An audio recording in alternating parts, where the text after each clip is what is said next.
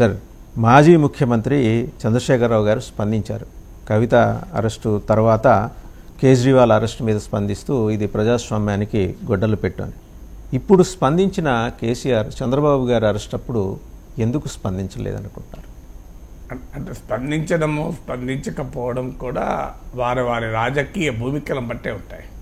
ఇప్పుడు చంద్రబాబు నాయుడు ఎన్డీఏలో ఉన్నాడు, కేజ్రీవాల్ అరెస్ట్ను ఖండించలేదు.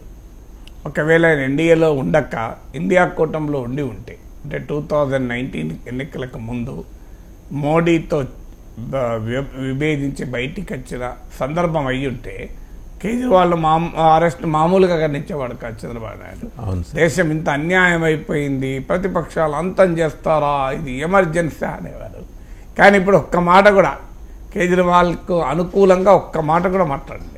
మీకు గుర్తుండే ఉంటుంది, ఎన్డీఏ నుంచి బయటకు వచ్చాక 2019 ఎన్నికలకు ముందు చంద్రబాబు నాయుడు కేజ్రీవాల్తో, అలాగే ఫరూక్ అబ్దుల్లా, మమతా బెనర్జీ ఇలాంటి నేతలందరితో కూడా మంచి సంబంధాలు ఉండేవి.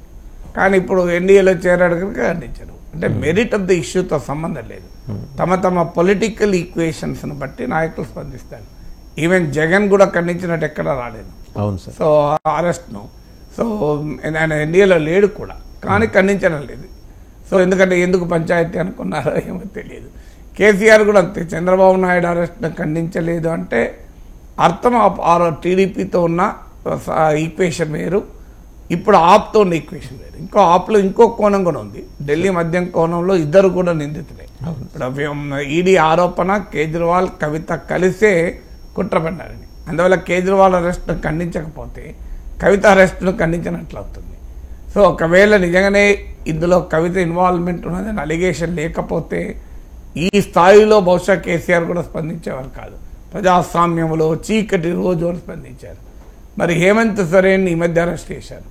కేసీఆర్ ఆ రోజు ఏమన్నా రియాక్ట్ అయ్యాడా? సో ఆయన జార్ఖండ్ ముఖ్యమంత్రి. సో జార్ఖండ్ ముఖ్యమంత్రి అరెస్ట్ అప్పుడు, సిట్టింగ్ చీఫ్ మినిస్టర్ అరెస్ట్ అప్పుడు ఇది ప్రజాస్వామ్యంలో చీకటి రోజున పదం కేసీఆర్ అనలేదు, గమనించండి. అందువల్ల తమకు లింక్ ఉండడం ఒక ఆస్పెక్టు. ఎందుకంటే ఇదే ఢిల్లీ స్కామ్లో కవిత కూడా నిందితురాలుగా ఉండడం, కవిత కేజ్రీవాల్ కలిసి కుట్ర పన్నారు. అంటే ఆప్ తరఫున Kejriwal, south lobby liquor lobby తరఫున కవిత, వీళ్ళిద్దరూ కలిసి కుట్ర పన్నారనేది ఈడీ అభియోగం. అందువల్ల అనివార్యంగా ఖండించక తప్పదు. అంటే కవిత అరెస్టు అన్యాయము, కవిత అరెస్టు రాజకీయ దురుద్దేశము అని ఎస్టాబ్లిష్ చేయాలి అనుకుంటే అనివార్యంగా కేజ్రీవాల్ అరెస్ట్ కూడా తీవ్రమైన స్థాయిలో ఖండించాలి. మీకు ఇంకో విచిత్రం కూడా చెప్తాను. సో ఈ ఢిల్లీ లిక్కర్ స్కామ్ రాకముందు ఆప్ నేతలు ఇక్కడికి వచ్చి, తెలంగాణ ఇన్ఛార్జ్ ఆప్ రెగ్యులర్గా మీకు స్టేట్మెంట్ ఇచ్చారు, కేసీఆర్ చాలా అవినీతిపరుడు, కేసీఆర్ అవినీతి పాలన పైన ఆప్ కూడా కొట్లాడుతుందని. మీరు గూగుల్లో కొట్టండి తెలుస్తుంది. ఈవెన్ అప్పటి స్టేట్మెంట్లు ఇప్పటికి కూడా మనకు గూగుల్ టెక్నాలజీ వచ్చాక నాయకులు తాము చేసిన వ్యాఖ్యలను వెనక్కి తీసుకోలేరు, అవి పబ్లిక్ డొమైన్లో ఉంటాయి. సో అవి మీరు ఆప్ తీవ్రంగా కేసీఆర్ అవినీతి పనులను విమర్శించారు. ఎప్పుడైతే ఢిల్లీ లిక్కర్ స్కామ్ వచ్చిందో ఆ ఆప్కు బీఆర్ఎస్కు మధ్య జబర్దస్త్ దోస్తాన్ వచ్చేసింది. అందుకే ఖమ్మం సభలో కేజ్రీవాలే కాదు, భగత్ సింగ్ మాన్ను కూడా పట్టుకొని వచ్చి ఇద్దరు ముఖ్యమంత్రులు వచ్చారు. ఆప్కు బీఆర్ఎస్కు ఏ అలియన్స్ లేదు, ఏ రకమైన రాజకీయ కలయిక లేదు. అయినా కూడా ఇద్దరు ముఖ్యమంత్రులు వచ్చి బీఆర్ఎస్ మీటింగ్లో పాల్గొన్నారు.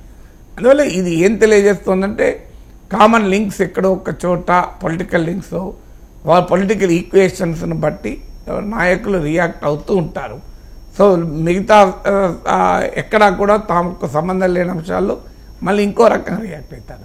అందువల్ల మోడీ ప్రభుత్వం కేంద్ర సంస్థల్ని దుర్వినియోగం చేస్తోంది అన్నది కేసీఆర్ అభిప్రాయం అయితే హేమంత్ సోరెన్ అరెస్ట్ను కూడా ఖండించాలి.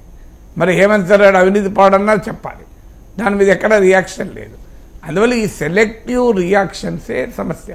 ఎందుకంటే రాజకీయ నాయకులు ఒక్కొక్క అంశం, ఇది మెరిట్ ఏంటి, ఎస్ కేజ్రీవాల్ అరెస్ట్లో న్యాయం కాదా అనే మెరిట్తో సంబంధం లేదు. It's purely political equation. Political equation బాగుంటే ఒక రకంగా రియాక్ట్ అవుతారు, పొలిటికల్ ఈక్వేషన్ చెడుగా ఉంటే ఇంకో రకంగా రియాక్ట్ అవుతారు. సో ఇక రెండో అంశానికి వచ్చేసరికి సార్, ముఖ్యమంత్రిగానే కేజ్రీవాల్ ఎలా ఉండబోతుంది ఆప్ వ్యూహం? అంటే టెక్నికల్గా రాజ్యాంగ రీత్యా జైల్లో ఉండి ముఖ్యమంత్రి పద బాధ్యతలో ఉండకూడదు అని ఎక్కడ లేదు. ఏమైనా అడ్మినిస్ట్రేటివ్లీ లాజిస్టిక్స్ రీత్యా ఇబ్బందులు ఉండొచ్చు.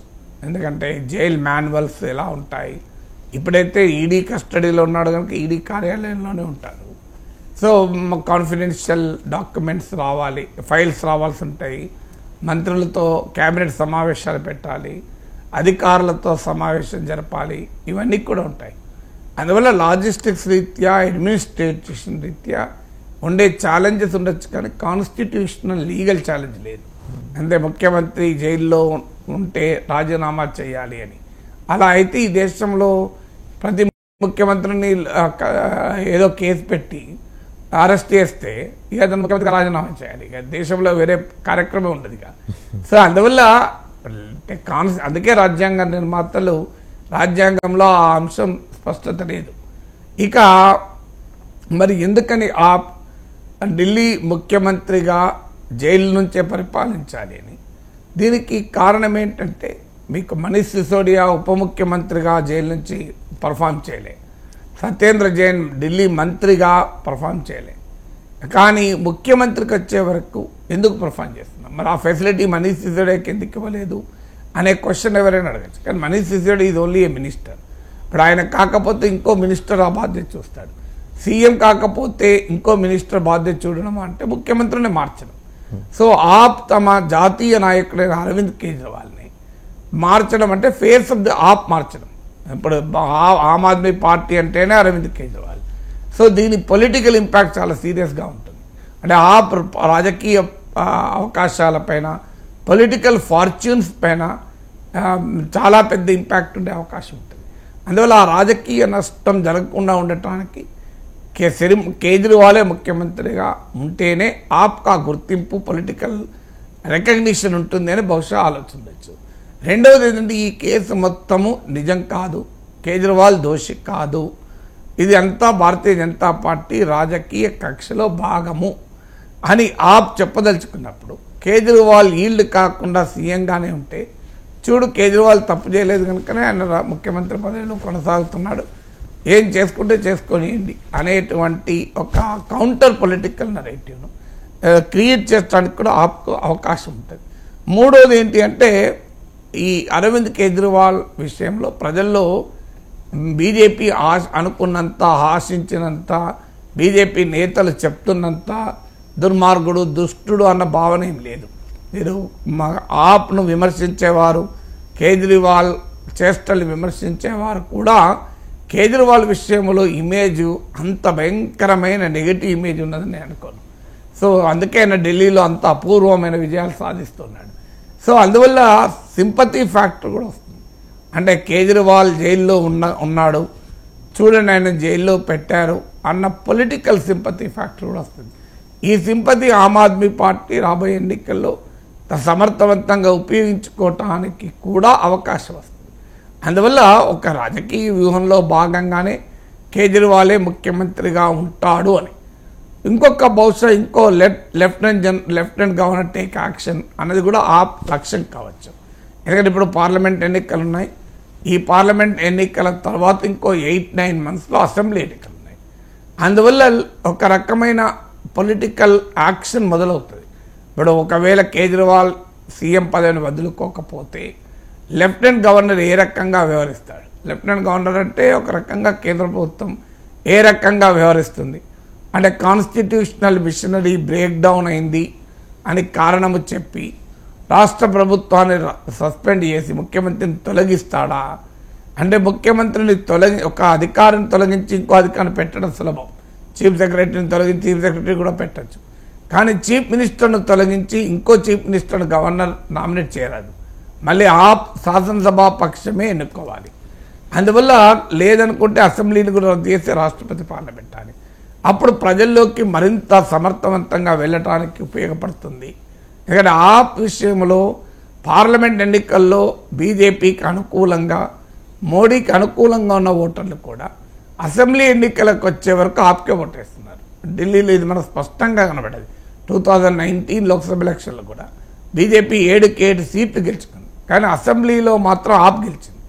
అంటే బీజేపీ సానుభూతి పరులు, బీజేపీ ఓటర్లు దేశంలో ప్రధానమంత్రిగా మోడీ ఉండాలి అని కోరుకునేవారు కూడా ఢిల్లీకి వచ్చే వరకు ముఖ్యమంత్రిగా కేజ్రీవాల్ ఉండాలని కోరుకుంటున్నారు.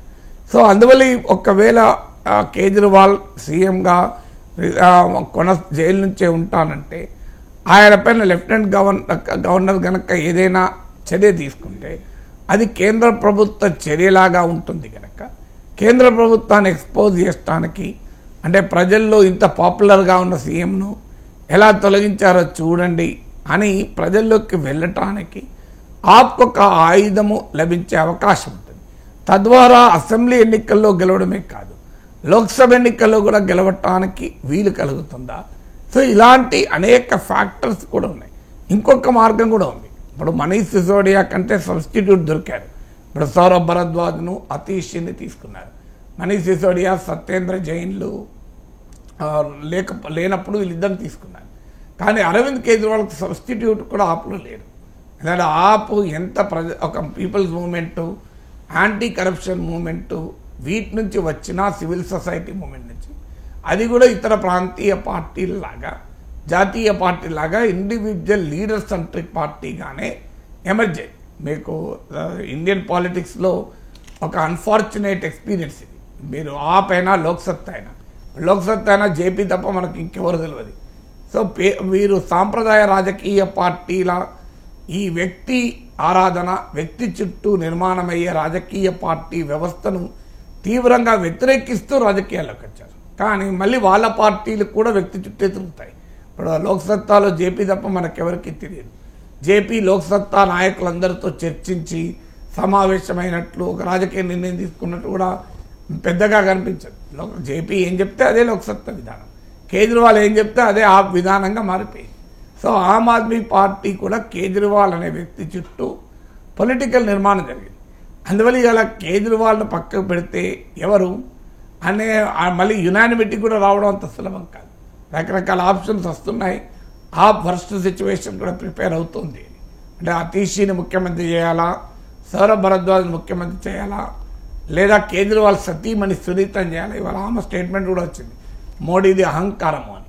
సో ఆమె ఇండియన్ రెవెన్యూ సర్వీస్ అఫీషియల్ కనుక ఆ అనుభవం కూడా ఆమెకు ఉంది, ఆ పాలనా అనుభవం కూడా ఉంది కనుక. సో ఆప్కు లీడర్షిప్ ట్రాన్సిషన్ కూడా అంత సులభం కాదు. అందువల్ల ఆ కేజ్రీవాల్కు ఉన్న పొలిటికల్ ఇమేజ్ కానీ, పొలిటికల్ స్టేచర్ కానీ, 3 సార్లు ముఖ్యమంత్రిగా ఢిల్లీలో గెలవడమే కాదు, పంజాబ్లో పార్టీని గెలిపించి గుజరాత్, గోవాలకు విస్తరించిన నాయకుడిగా ఈ సబ్స్టిట్యూట్ దొరకడం కూడా కష్టం. అందుకే కొంతకాలం కేజ్రీవాలే ముఖ్యమంత్రి అని అంటూ ఘర్షణ, లెఫ్టినెంట్ గవర్నర్తోనో కేంద్ర ప్రభుత్వం ఘర్షణ వస్తుందా, ఈ లోపల కోర్టు కూడా వెళ్ళారో ఉంటారో ఏదో వెళ్తారు. సో అక్కడ కూడా మళ్ళీ కోర్టు ఎలా స్పందిస్తుంది? అంటే ప్రస్తుతం అయితే రాజ్యాంగంలో లేదు అని నిపుణులు చెప్తున్నారు. సో కాన్స్టిట్యూషనల్ బార్ ఏం లేదు అని. కానీ how will the court react? Day to day అడ్మినిస్ట్రేషన్లో ఛాలెంజెస్ ఏంటి? సో ఇవన్నీ కూడా ఆప్కు పొలిటికల్ సానుభూతి తేవటానికి ఉపయోగపడుతుంది కనుక బహుశా ఆప్ ఆ నిర్ణయం తీసుకొని ఉంటుంది. సార్ ఇక నెక్స్ట్ టాపిక్లోకి వచ్చేప్పటికి సార్, లోక్సభ ఎన్నికల్లో 14 సీట్లు టార్గెట్గా కాంగ్రెస్ ప్రయత్నాలు మొదలెట్టింది. చాలా గట్టి వ్యూహాలతో వెళ్ళాలని డిసైడ్ అయింది సార్. అంటే ఇందులో వ్యూహం ఒకటి, ఆల్రెడీ అధికారంలోకి ఉన్నారు కనుక సహజంగా ప్రభుత్వం చేసిన పనులు చెప్పుకోవడం ఒక ఫాస్ట్. అంటే మేము ఈ గ్యారంటీలు అమలు చేశాము. ముఖ్యంగా ఉమెన్ ఓటర్స్ అసెంబ్లీ ఎన్నికల సమయంలో మేల్ ఓటర్తో పోలిస్తే ఉమెన్ ఓటర్ ఇంకా బీఆర్ఎస్ రిటైన్ చేసుకుంది కంపారిటివ్లీ. కానీ ఇప్పుడు బీఆర్ఎస్ అధికారంలో లేదు. ఈ పార్లమెంట్ ఎన్నికల్లో బీఆర్ఎస్ బాగా దెబ్బతింటుంది కూడా. అందువల్ల ఉమెన్ ఓటర్లను అట్రాక్ట్ చేయడం, బెనిఫిషరీస్ అంటే ప్రభుత్వం పథకాలు, సంక్షేమ పథకాల లబ్ధిదారులను ఆకర్షించడం అనేది, అంటే రాష్ట్ర ప్రభుత్వము ఈ అధికారంలోకి వచ్చిన 100 రోజుల్లో చేసిన పనులపైన ప్రజల తీర్పు ఉంటుంది. మన అవునన్నా కాదన్నా కాంగ్రెస్ పార్టీ ప్రభుత్వం వచ్చి 100 రోజులు అయింది కనుక ఈ 100 రోజుల్లో ఏ రకమైన పని చేసింది అన్నది కూడా ప్రజల్లో ఒక భావన ఏర్పడుతుంది. అది ఎంతో కొంత పార్లమెంట్, దానిపైన రెఫరెండం కాకపోయినా అది పార్లమెంట్లో రియాక్ట్ అవుతుంది. రెండవది ఏంటంటే ఇతర బలమైన అభ్యర్థుల్ని ఒకవేళ తమ సొంత పార్టీల్లో లేకపోయినా పక్క పార్టీ నుంచి తీసుకోనైనా బలమైన అభ్యర్థుల్ని పెట్టాలి. బలం అంటే ఇప్పుడు మన ఆధునిక ఎన్నికల భాషలో బలం అంటే ప్రజల్లో బాగా పలుకుబడి, చాలా నిజాయితీపరుడు, చాలా గొప్ప వ్యక్తి, ఇది కాదు బలం అంటే. బలం అంటే ఆర్థిక వనరులు ఉన్నాయా, అడ్డగోలుగా డబ్బు ఖర్చు పెట్టగలరా, మంది మార్బలం ఉన్నారా, సో పొలిటికల్గా ఎలాంటి ఇన్ఫ్లుయెన్స్ ఉన్నవాళ్ళు, ఇదే ప్రధానం. అందువల్ల ఇతర పార్టీల నుంచి కూడా తీసుకొని టికెట్లు ఇస్తారు. ముఖ్యంగా లాస్ట్ ఎలక్షన్లో కాంగ్రెస్కు అంతగా ఓటింగ్ రాని నియోజకవర్గాల్లో, అంటే గెలవని ఓటింగ్ కన్నా ముఖ్యంగా గెలవని నియోజకవర్గం, ఇప్పుడు హైదరాబాదు సిటీ ఉంది, అడ్జాయినింగ్ రంగారెడ్డి జిల్లా ఉంది. లాస్ట్ ఎలక్షన్లో కాంగ్రెస్ పార్టీకి మెరుగైన పర్ఫార్మెన్స్ లేదు ఇక్కడ. అందుకే మీరు గమనించండి, సికింద్రాబాదు, చేవెళ్ళ, మల్కాజ్గిరి 3 సీట్లు కూడా బీఆర్ఎస్ నుంచి వచ్చిన అభ్యర్థులనే తీసుకున్నారు. సో అలాగే తమకు సరైనటువంటి అభ్యర్థి లేడనుకున్న చోట పక్క పార్టీ అభ్యర్థుల్ని తీసుకోవడం ద్వారా తమకు ప్రయోజనం కలగడమే కాకుండా ప్రత్యర్థి పార్టీని బలహీనపరిచినట్లు కూడా అవుతారు. అందువల్ల అలా అభ్యర్థుల ఎంపిక. మూడవది, బీఆర్ఎస్ దెబ్బతింటోంది కనుక ఇంకా చావు దెబ్బ తీయాలి అన్నది కాంగ్రెస్ వ్యూహం. ఆ చావు దెబ్బ తీయడంలో భాగంగా బీఆర్ఎస్లో ఉన్న బలమైన నేతలతో కాంగ్రెస్ చర్చ జరుపుతోంది. ఇన్ఫ్లుయెన్షియల్ లీడర్స్ ఆల్రెడీ హైదరాబాద్ మేయర్తోనూ కేకేతోనూ చర్చలు జరుపుతున్నా కూడా పత్రికల్లో వచ్చింది. అందువల్ల ఆ రకంగా బీఆర్ఎస్కు ఇంకా ఓటింగ్ రాకుండా చేయడం. సో బీఆర్ఎస్కు లాస్ట్ ఎలక్షన్లో 37% ఓటింగ్ వచ్చింది. అది సగానికి సగం పడిపోయినా ఆశ్చర్యపడాల్సిన లేదు, unless KCR does some magic. So ఏదైనా మంత్రదండం ఆయన దగ్గర ఉంటే తప్ప ఈ tide he cannot stem the tide, అంటే పడిపోతున్న ఈ ఓటింగ్ నిలుపుకోవడంత సులభం కాదు. అది భారతీయ జనతా పార్టీ వైపు వెళ్ళే అవకాశం కూడా ఉంటుంది కనుక బీఆర్ఎస్ కోల్పోతున్న ఓటింగ్ను కాంగ్రెస్ వైపు రావాలి అంటే బీఆర్ఎస్లో ఉన్న బలమైన నేతల్ని కాంగ్రెస్ అట్రాక్ట్ చేయాలి. ఇదే రాజకీయ వ్యూహాన్ని కేసీఆర్ ముఖ్యమంత్రి అయ్యాక అనుసరించాడు. తెలుగుదేశం పార్టీ తెలంగాణలో 15 సీట్లు తెచ్చుకుంది. సో తెలుగుదేశం పార్టీకి విభజన అనంతరం కూడా తెలంగాణలో భూమిక బలం ఉంది. సో ఆ బలాన్ని దెబ్బతీయకుండా బీఆర్ఎస్ పెరగదని గమనించి ఎక్కడికక్కడ తెలుగుదేశం నేతలందరినీ బీఆర్ఎస్ తీసుకుంది. మీరు సండ్ర వెంకట వీరయ్య, తుమ్మల నాగేశ్వరరావు, మీకు ఎర్రవల్లి దయాకర్ రావు, పట్నం మహేందర్ రెడ్డి, కడియం శ్రీహరి, తలసాని శ్రీనివాస్ యాదవ్, మీరు మొత్తం అంత తీయండి, అంత తెలుగుదేశం నేతలు దాదాపు అందరూ బీఆర్ఎస్లో చేరారు. దాని రాజకీయ ఉద్దేశం ఏంటంటే ఈవెన్ హైదరాబాదులో ఉన్న ఈ మీకు షేర్లింగంపల్లి, జూబ్లీ హిల్స్, కూకట్పల్లి, కుతుబుల్లాపూర్, ఇవి ఎమ్మెల్యేలందరూ తెలుగుదేశం ఎమ్మెల్యేలే. వీళ్ళందరినీ కూడా బీఆర్ఎస్ తీసుకుంది. మల్కాజ్గిరి తెలుగుదేశం ఎంపీ మల్లారెడ్డి బీఆర్ఎస్లో చేరాడు. అందువల్ల ఎందుకు చేశారంటే తెలుగుదేశం పార్టీ బలం మొత్తం నాయకులందరినీ తీసుకోవడము, రాజకీయంగా తెలుగుదేశం విభజిత రాష్ట్రములు, తెలంగాణ రాష్ట్రములు యూనికి ప్రశ్నార్థకం కావడంతో ఆ ఇన్ఫ్లుయెన్స్ అంతా తన వైపు తిప్పుకునే ప్రయత్నం బీఆర్ఎస్ చేసింది. దాని ఫలితమే మీరు జిహెచ్ఎంసీ ఎన్నికల్లో ఉద్యమ కాలంలో పోటీ చేస్తానికి వెనకాడిన బీఆర్ఎస్ 100 సీట్లకు దగ్గర గెలవడానికి కారణం అది. సో ఇప్పుడు సరిగ్గా కేసీఆర్ చేసిన పని రేవంత్ రెడ్డి చేస్తున్నాడు. సో అందువల్ల తనకు బలము తక్కువగా ఉన్న హైదరాబాదు, రంగారెడ్డి, ఈ ప్రాంతంలో ఉన్న బలమైన నాయకులందరినీ పార్టీలోకి తీసుకుంటున్నారు. సో అప్పుడు కేసీఆర్ చేసిన పని ఇప్పుడు కరెక్ట్గా రేవంత్ అదే చేస్తున్నాడు. సో ఎక్కడికక్కడికి బీఆర్ఎస్ నేతల్ని లాగేస్తే ఆటోమేటిక్గా అక్కడ కింది స్థాయి నుంచి బీఆర్ఎస్ నెట్వర్క్ కూడా తమ వైపు వస్తుంది అనేది రాజకీయ లక్ష్యం. ఇక దేశంలో మరి మోడీని టార్గెట్ చేయడము అనేది ఆ స్థాయిలో కనిపించడం లేదు. మరి అది వ్యూహాత్మకంగా లేదా ఎందుకు మోడీతో పెట్టుకోవడమా అనుకుంటున్నారో తెలియదు. కానీ తెలంగాణలో కాంగ్రెస్ పార్టీ ఉధృతంగా మోడీ పైన పోరాటానికి రెడీ కావడం లేదు. అంటే రాజకీయంగా మరి మోడీకి ఇన్ఫ్లుయెన్స్ ఉంది కనుక అనవసరం, ఇంకా యాంటీ కేసీఆర్ పొలిటికల్ లైన్లోనే ఉన్నారు. సో కేసీఆర్ వ్యతిరేక పొలిటికల్ లైన్ వల్లనే అని. కానీ అది భారతీయ జనతా పార్టీ ఓటింగ్ను పెంచడానికి దోహదమవుతుంది. బీజేపీ గెలుస్తుందా లేదా తెలియదు. కానీ కేవలం బీఆర్ఎస్ పైన ఫోకస్ పెట్టి బీజేపీ పైన ఫోకస్ పెట్టకపోతే కాంగ్రెస్కు జరగబోయే ప్రమాదం ఏంటంటే బీజేపీ ఓటింగ్ గణనీయంగా పెరుగుతుంది. ఇప్పటి వరకు కాంగ్రెస్ చేస్తున్న పొరపాటు అదే. అంటే ఎందుకు బీజేపీకి ఓటు వేయకూడదో చెప్పకుండా ప్రజలకు కాంగ్రెస్కి ఎందుకు ఓటేస్తారు? సో అసెంబ్లీ ఎన్నికల పరిస్థితి వేరు. అసెంబ్లీ ఎన్నికలప్పుడేమో కేసీఆర్ను ఓడించాలి అనే అంశము, కేసీఆర్ను ఓడించగలిగే సత్తా మాకే ఉంది అని కాంగ్రెస్ చెప్పగలగడం, బండి సంజయ్ మార్పు, వీటి వల్ల కవిత అరెస్ట్ కాకపోవడం వల్ల కలిగిన అనుమానాలు. ఇప్పుడు ఇది లోక్సభ ఎన్నికలు. ఇప్పుడు కేసీఆర్ అనే అంశం పైన ఓటింగ్ ఉండదు. సో లోక్సభ ఎన్నికల్లో మోడీ ప్రధానమంత్రి కావాలి అన్న బలమైన కోరిక ప్రజల్లో ఉన్నప్పుడు, భారతీయ జనతా పార్టీ ఆ భావన పెంచుతున్నప్పుడు దానికి కౌంటర్ ప్రచారం కాంగ్రెస్ తెలంగాణలో ఎక్కడా పెద్దగా చేయడం లేదు. ఇది కాంగ్రెస్ పార్టీకి నష్టం కలిగిస్తుంది. మీరు ఎన్నికల తర్వాత చూడండి, బీజేపీ ఓటింగు నా అంచనా లాస్ట్ అసెంబ్లీ ఎలక్షన్లో 14% వచ్చింది. ఈసారి అరౌండ్ 25 to 30% వరకు పెరిగినా ఆశ్చర్యం లేదు. కొన్ని నియోజకవర్గాల్లో భారీగా వస్తుంది ఓటింగ్. ఇది రాబోయే కాలంలో కూడా కాంగ్రెస్ నష్టం. అంటే 2028 అసెంబ్లీ ఎన్నికలకు కూడా నష్టం. అందుకని కేసీఆర్ ఏ రకంగానే బీజేపీ ప్రమాదాన్ని, సవాల్ను తక్కువ అంచనా వేసి నానా ఇబ్బందులు పడ్డాడు, కాంగ్రెస్ కూడా బీజేపీ సవాల్ను చాలా తక్కువ అంచనా వేస్తుంది. ఈ తక్కువ అంచనా లోక్సభ ఎన్నికల్లోనే కాంగ్రెస్కు కనబడుతుంది. ఇంపాక్ట్ తర్వాత కాలంలో బాగా కనబడుతుంది. మీరు ఆఫ్టర్ పార్లమెంట్ ఎలక్షన్ చూడండి, బీజేపీ మామూలుగా దూసుకురాదు. అప్పుడు కాంగ్రెస్ పార్టీ తీవ్రమైన సవాళ్ళను ఎదుర్కోవాల్సిన పరిస్థితి వస్తుంది. కానీ ఇప్పటికీ కూడా కాంగ్రెస్ పార్టీ మరి ఏం వ్యూహమో తెలియదు. కానీ ఇంకా వాళ్ళు anti BRS, anti KCR political mood దాటి రావడం లేదు. యాంటీ మోడీ పొలిటికల్ మూడ్లోకి ఇంకా ఎంట్రే కాలే. అడపాదడప ఏదో చిన్న స్టేట్మెంట్లు మినహా ఎక్కడా కూడా భారీగా అటాక్ లేదు. మీరు అదే జాతీయ స్థాయిలో చూడండి, రాహుల్ గాంధీ స్టేట్మెంట్ చూడండి, ప్రతిరోజు మోడీకి వ్యతిరేకంగానే మాట్లాడుతున్నాడు. సో అందువల్ల దీన్ని బీఆర్ఎస్ కూడా ఉపయోగించుకుంటుంది.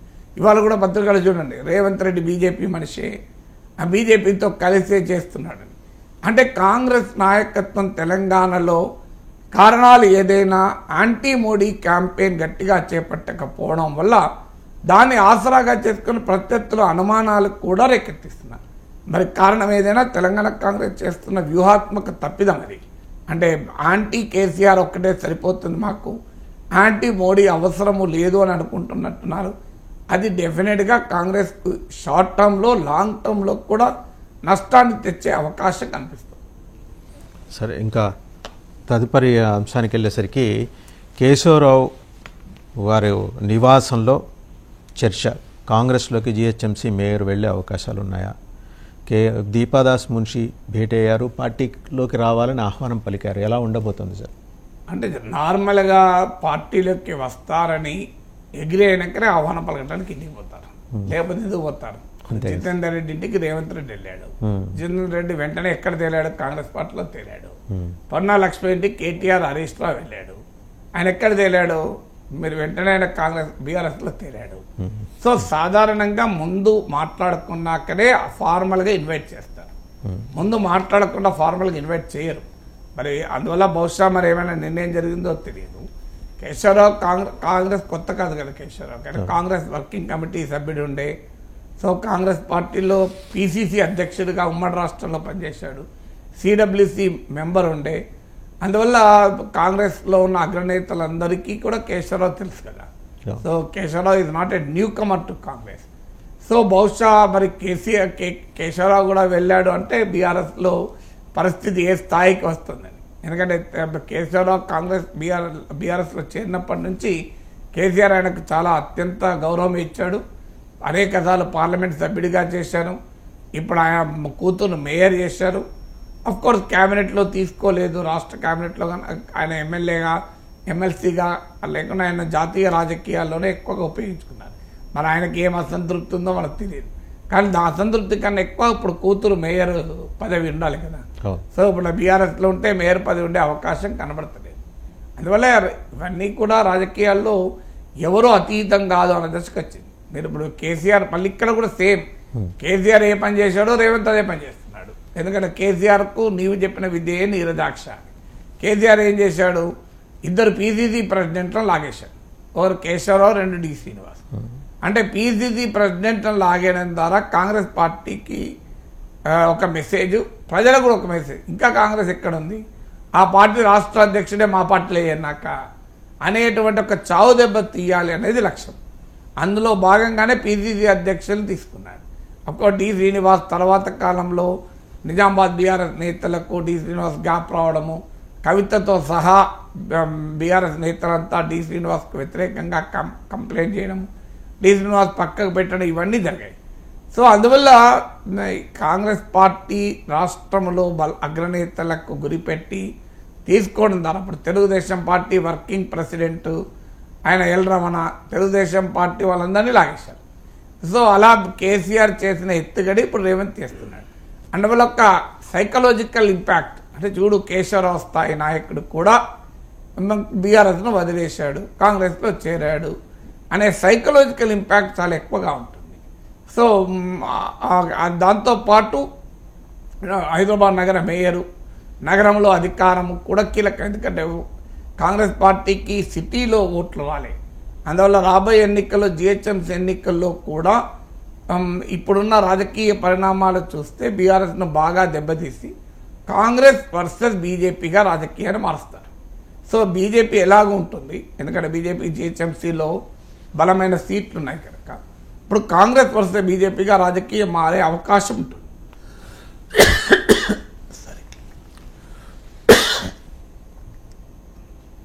సరే, నెక్స్ట్ తదుపరి అంశానికి వచ్చేటికి టీఆర్ఎస్ని వీడి వెళ్లే వారిని ప్రజలే చెప్పులతో కొడతారు, మా పాలనలో వేసవిలోనూ సాగునీరిచ్చామంటూ ప్రస్తావన చేస్తూ ఎమ్మెల్యే పల్లా రాజేశ్వర రెడ్డి గారు ఆయన నిన్న వ్యాఖ్య చేశారు.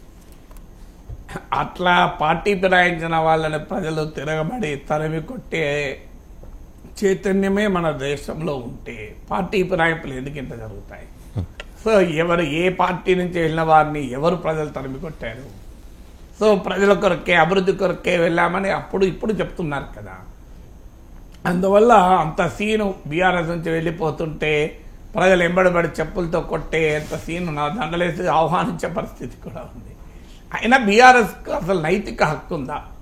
మీరు 2014 తర్వాత 18 ఎన్నికల తర్వాత చెడామడా కాంగ్రెస్ టీడీపీ ఎమ్మెల్యేలను ఎమ్మెల్సీలని అందరినీ లాక్కొని ఇప్పుడు శ్రీరంగ నీతులు చెప్తే జనం అంగీకరిస్తారా?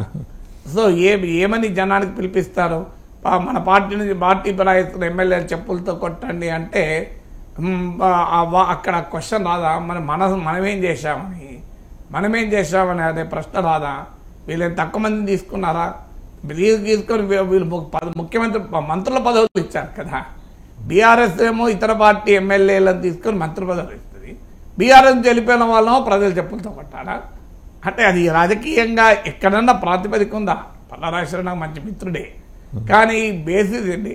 ఆయన పార్టీని సమర్థించుకోవడానికి ఆయన మాట్లాడాలి తప్పదు, కానీ బట్ ఇట్ లుక్స్ ఆక్వర్డ్ కదా. అసలు బీఆర్ఎస్ నేతలు ఎమ్మెల్యేల ఫిరాయింపుల గురించి మాట్లాడితే అంతకన్నా ఇంకా అన్యాయం ఏమైనా మొసలి కన్నీళ్ళు గార్చడమా లేకపోతే ఇంకేది కన్నీళ్ళు గార్చడమో మనకు తెలియదు. సో అంతకన్నా అన్యాయం ఏమైనా ఉంటుందా? సో అందువల్ల టీడీపీ ఎమ్మెల్యేలను కాంగ్రెస్ ఎమ్మెల్యే ఆఖరికి సిపిఐ తరఫున ఒక ఎమ్మెల్యే ఎన్నికైతే ఆయన కూడా వదలే. సో ఏం అవసరం వచ్చింది అంత? పోనీ 63 వచ్చినప్పుడు అంటే తీసుకున్నారు, 88 వచ్చినా కూడా పని చేశారు కదా. 88 వచ్చిన తర్వాత 100 పైకి తీసుకెళ్లారు కదా. 119 మంది ఎమ్మెల్యేలు ఉంటే 112 మంది ఎంఐఎం 7గురితో కలిపితే ఓ దశలో 112 మంది బీఆర్ఎస్. ఈ స్థాయికి మీరు రాజకీయాన్ని దిగదార్చి ఇలా ఫలితాన్ని అనుభవిస్తుంటే ఇప్పటికైనా బీఆర్ఎస్కు ఎక్కడో చోట ఆలోచన రావాలి, ఇంట్రాస్పెక్షన్ రావాలి. మనం చేసిన రాజకీయం తప్పు, ఇలా ప్రతిపక్షాన్ని లేకుండా చేసి మనం గెలుద్దాం అనుకున్నాం, కానీ ప్రతిపక్షాలు లేకుండా చేయలేము. ఇలా ఇతర పార్టీలు దెబ్బతీయడం కాదు. మన రాజకీయం అంటే ప్రజలకు మేలు చేసి ఇతర పార్టీలు ప్రజల్లో ఇర్రెలెవెంట్ చేయాలి. అది రాజకీయం అవుతుంది, అది పాలనా దక్షత అవుతుంది. నువ్వు మెరుగైన పాలన ఇస్తే ఆటోమేటిక్గా మిగతా పార్టీలు ఇర్రెలెవెంట్ అవుతాయి. నువ్వు మంచి పని చేసినాక ప్రజలు ఇర్రెలెవెంట్ కారా? కానీ నేను నా పాలన ఎట్లా నేడవని నేను పక్క పార్టీలను దెబ్బతీస్తే నాకు ఆటోమేటిక్గా బలం ఉంటుంది. నా ప్రభుత్వం పట్ల పెరుగుతున్న అసంతృప్తి నేను పట్టించుకోను, ఏమైనా ఇతర పార్టీలు ఎమ్మెల్యేలు లాగేస్తాను. ఈ వైఖరి తీసుకుంటే రాజకీయాన్ని ఈ స్థాయికి దిగజార్చి ఒక ఉద్యమ పార్టీగా మొదలై ఉద్యమ కారణం పక్కకు పెట్టి చెడామడ ఇతర పార్టీ నాయకులు తీసుకొని ఇప్పుడు తమ పార్టీ నుంచి ఎమ్మెల్యేలు వెళ్ళిపోతుంటే అన్యాయం, అక్రమం, అమానుషం, దుర్మార్గం అని ఆక్రందిస్తే జనం యాక్సెప్ట్ చేస్తారా? ఒకసారి ఆలోచించాలి కదా. Right sir, thank you very much professor Nageshwar garu. మొత్తం 5 కీలకమైన అంశాల మీద నాగేశ్వర్ గారు విశ్లేషణ అందించారు. సో మొత్తం నేషనల్ జాతీయ స్థాయి నుంచి చూస్తే అప్పుడు చంద్రబాబు అరెస్ట్ అప్పుడు స్పందించని కేసీఆర్ ఈరోజు ముఖ్యమంత్రి కేజ్రీవాల్, ఢిల్లీ ముఖ్యమంత్రి కేజ్రీవాల్ అరెస్ట్ అప్పుడు స్పందించడం వెనకాల ఉన్న మతలబు, అలాగే సీఎంగానే కేజ్రీవాల్ ఉంచాలనే ఆప్యూహం వెనక విశ్లేషణ, లోక్సభ ఎన్నికల్లో 14 సీట్ల టార్గెట్గా కాంగ్రెస్ చేస్తున్న ప్రయత్నాలు, అలాగే కేశవరావు అలాగే ఆయన కుమార్తె మేయర్ విజయలక్ష్మి తోటి దీపాదాస్ మున్షి వీళ్ళందరూ భేటీ అవ్వటం, చర్చలు జరపటం, వాళ్ళని ఆహ్వానించటం, ఇంకా బీఆర్ఎస్ని వీడి వెళ్లే వారిని ప్రజలే చెప్తో కొడతారంటూ ఎమ్మెల్యే పల్లా రాజేశ్వర్ రెడ్డి చేసిన